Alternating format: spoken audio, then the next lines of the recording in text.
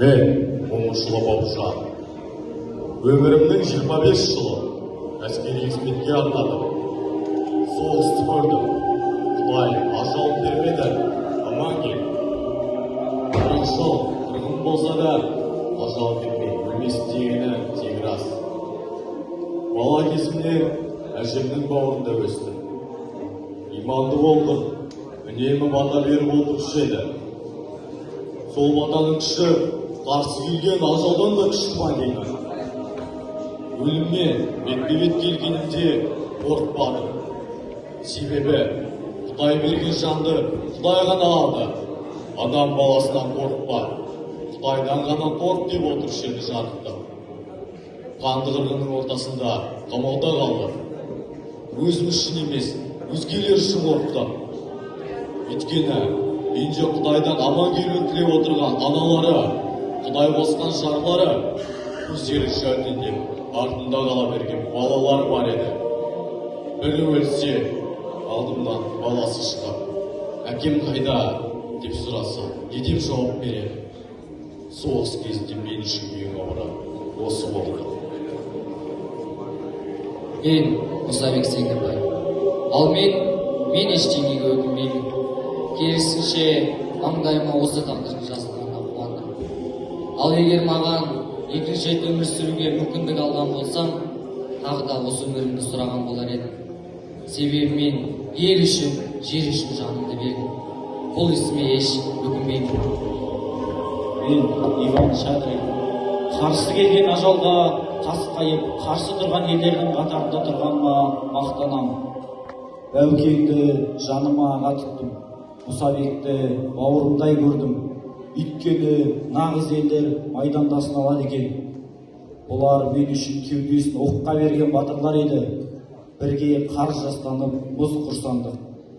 Мен осы соғыстың ортасында жүріп, нағыз достың қандай болатынын көрдім. Тілі бөлек, діні басқа, нәсілі өзге болса да, адамдардың жаны бір болатынына көзім жетті. Майдан маған осыны ұқтырды. Мен партизан Қасым. Біздің тағдыр осылай болды. Не шара? Анамның алғаш бойына біткен күннен бастап өмірлерің осылай болады деп жазылған екен. Енді түсіндім.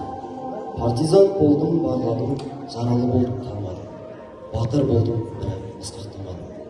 Құдай маған ізім жалғар ұрпақ бермеді. Қасымның ұрпағы болмаса болмасын. Қазақтың ұрпағы жоғалмасын. Сен аман бол, келер ұрпақ. Мен Тоқтар Төлеген. Алғаш рет майданға 1941 жылдың желтоқсанында келдім.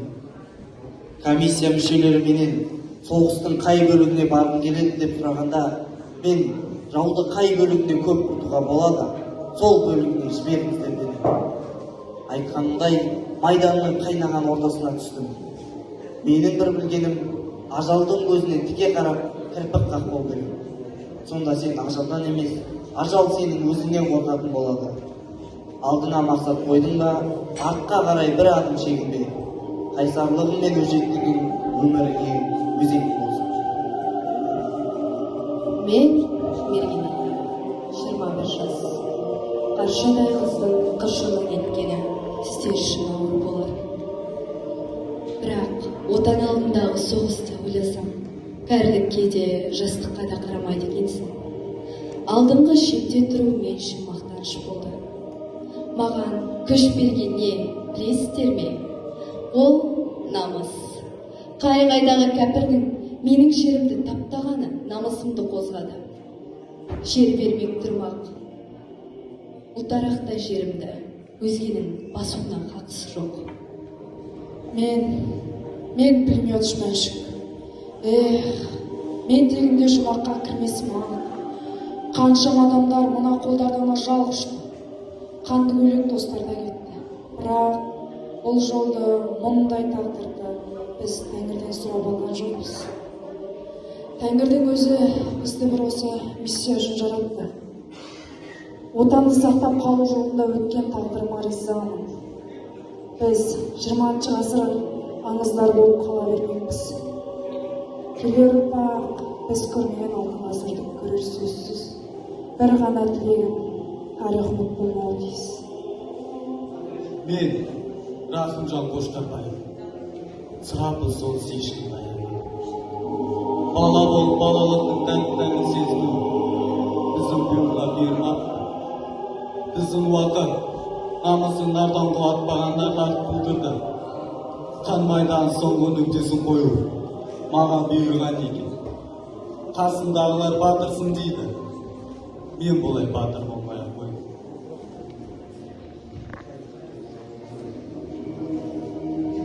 Біздің уақыт намысын нардан құлатпағандар семсер сүйіп серт беріскен. Жолдастарымды, жанымдағы жол құрдастарымды, ажал аузынан құтқара алмағанды есіме түссе, көкірегім қарсы айырылады. Жә, өткен дүние өтіп кетті. Өткенмен өмір сүруге болмас. Алда жаңа толқын жас буын келе жатыр.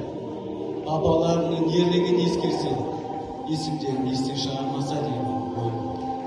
Келер ұрпақ қаншалық, өмірмен қандай жер бағасын болсын.